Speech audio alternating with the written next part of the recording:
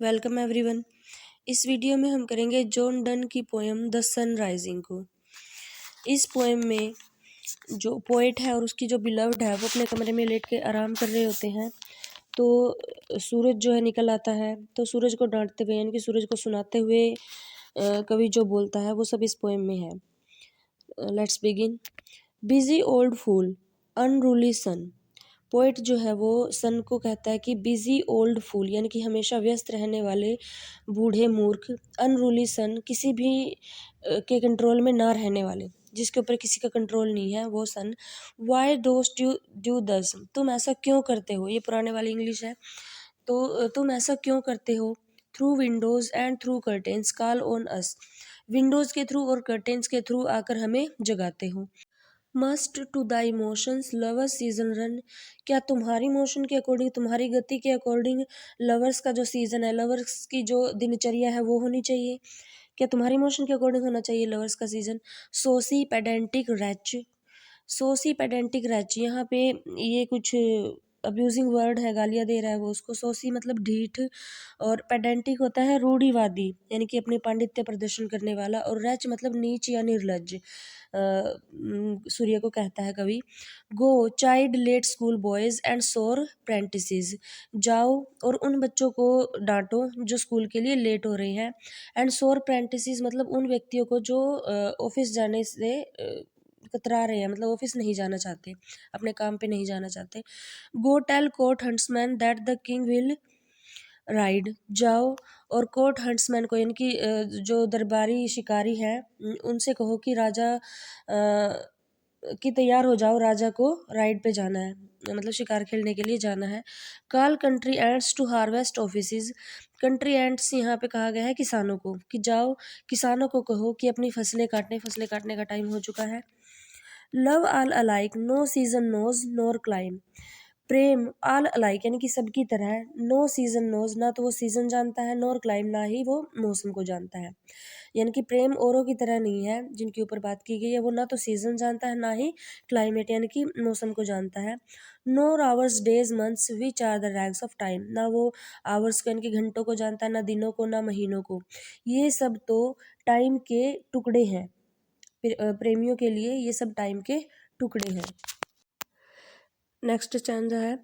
Dai beam so reverend and strong, why shouldst you think, तुम ऐसा क्यों सोचते हो कि तुम्हारी जो किरणें हैं वो रेवरेंड यानी कि महान है, होली है, पवित्र है, एंड स्ट्रॉन्ग और स्ट्रॉन्ग है, शक्तिशाली है।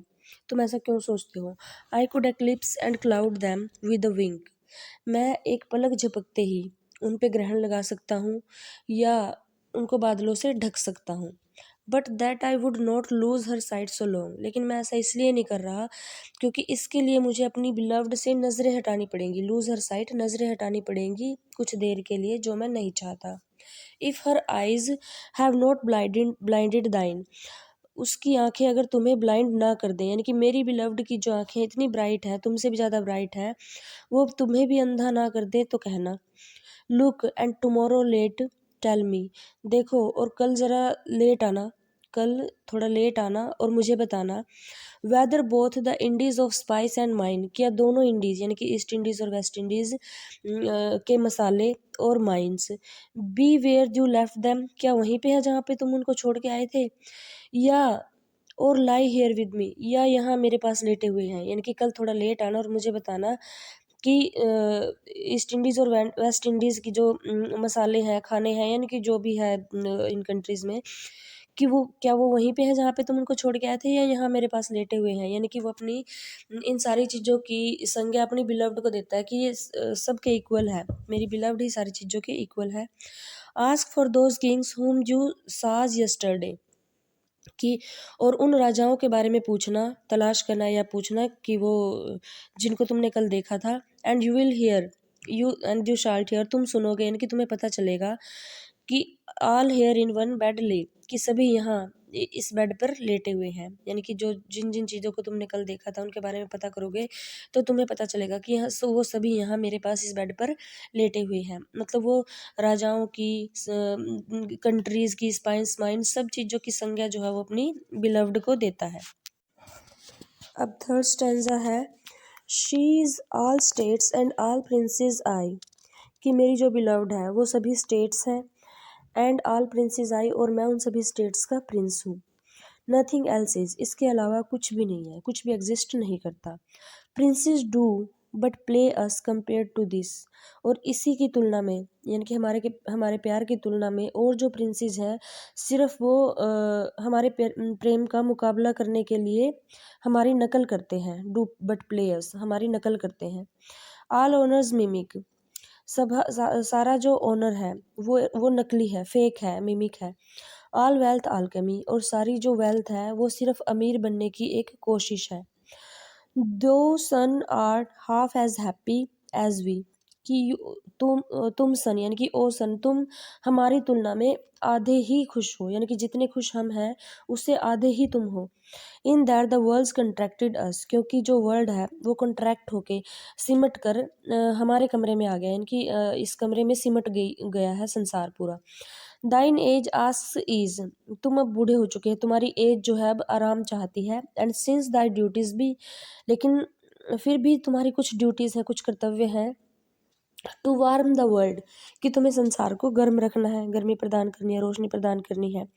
दैट्स डन इन वार्मिंग अस, तो अपनी ये जो ड्यूटी है तुम हमें गर्म करके पूरा कर सकते हो, यानी कि हमारे कमरे को गर्मी देके, हमारे कमरे में चमक के अपनी इस ड्यूटी को पूरा कर सकते हो। क्योंकि सारा जो संसार है वो सिमट कर हमारे कमरे में आ गया है। तो since here to us, shine here to us and you are everywhere, कि हमारे यहाँ चमको, तो इसका मतलब है कि तुम सारे वर्ल्ड में चमक रहे हो, तुम हर जगह हो, यानी कि जो सारा संसार है वो इस कमरे में सिमट गया है। तो अगर तुम इस कमरे में चमकोगे तो इसका मतलब ये होगा कि तुम हर जगह चमक रहे हो।